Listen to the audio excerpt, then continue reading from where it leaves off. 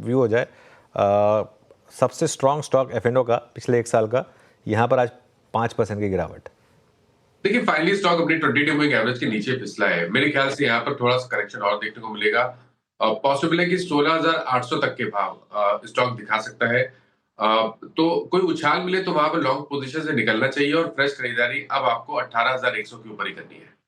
बिल्कुल। Meanwhile mid cap index अब 700 point के करीब नीचे और एडवांस डिक्लाइन अब ऑलरेडी 1:2.5 का हो चुका है। तो काफ़ी गिरावट है यहाँ पर। धर्मेश जी, डिक्सन टेक पर आपका क्या हाउस व्यू होगा?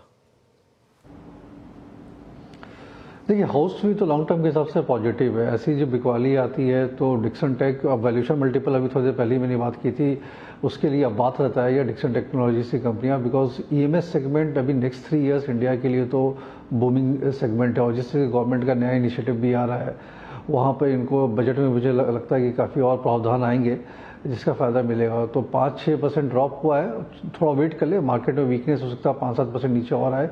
बट ये जो कॉल मैं अनुज जी आपको दे रहा हूँ ये 3 से 5 साल के होल्डिंग के लिए, अगर कोई उसके लिए प्रिपेयर्ड है तो यहाँ से मुझे डबल लगता है ये कंपनी।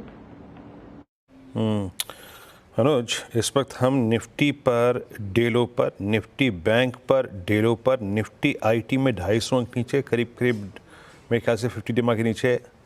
आप ट्रेंड को देखिए, आप सीएससी को देखिए, आप कैनफिन एलआईसी हाउसिंग फाइनेंस को देखिए, आप एफएमसीजी को देखिए।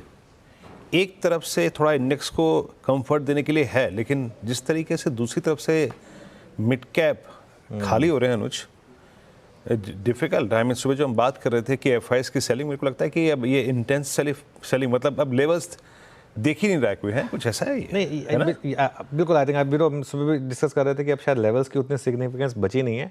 और एक चीज़, इवेंचुअली अब मार्केट में शायद रिटेल अब थोड़ा सा घबरा रहा है, क्योंकि आप पिछले 2-3 दिन का पैटर्न देखिए, किस तरीके के स्टॉक्स गिर रहे हैं।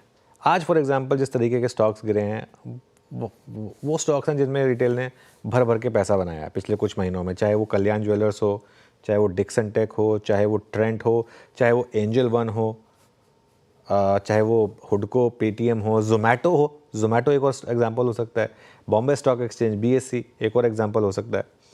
तो ये क्लियरली एक स्पेस है, मतलब जहाँ पर एक लग रहा है कि अब थोड़ा सा ये जो पैनिक है ये रिटेल का है। देखिए मैं एक चीज़ बताऊँ, हम शायद हो सकता है कि अब सबसे लास्ट वाले फेज़ से गुजर रहे हैं मार्केट की करेक्शन के, लेकिन नॉर्मली सबसे लास्ट वाला फेज़ ही सबसे ज़्यादा ब्रूटल होता है और उसमें इस तरीके के प्राइस मूव्स आते हैं जिसमें इंडिविजुअल स्टॉक्स में एक दिन में आप 8-8, 10-10% का डैमेज देखते हैं, वो भी अच्छे स्टॉक्स में।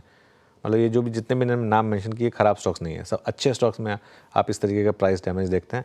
और लेकिन ठीक है, निफ्टी और बैंक निफ्टी अभी भी कुछ क्रूशियल लेवल्स के ऊपर है। तो एक होप रहेगी कि सेकंड हाफ में शायद रिकवरी आ जाए लोअर लेवल से। कुछ साइंस दिखने शुरू हुए हैं, रिलायंस सपोर्ट कर रहा है, एक आधा और स्टॉक्स हैं वो सपोर्ट कर रहे हैं। अच्छा वीरू, एक और स्टॉक मैं मेंशन करना भूल गया, एक बार स्पंदना स्फूर्ति वापस देखते हैं। कल 20% के सर्किट पे था, इस वीक मार्केट में आज भी करीब करीब आप देखिए 14% ऊपर है। तो 2 दिन में टेक्निकली जिस लेवल से ये स्टॉक रिकमेंड हुआ है, 2 दिन में 40% मिल गए हैं आपको। मतलब एक ये मेरे ख्याल से पिछले 24 घंटे की सबसे शानदार एक ट्रेड रही है शायद।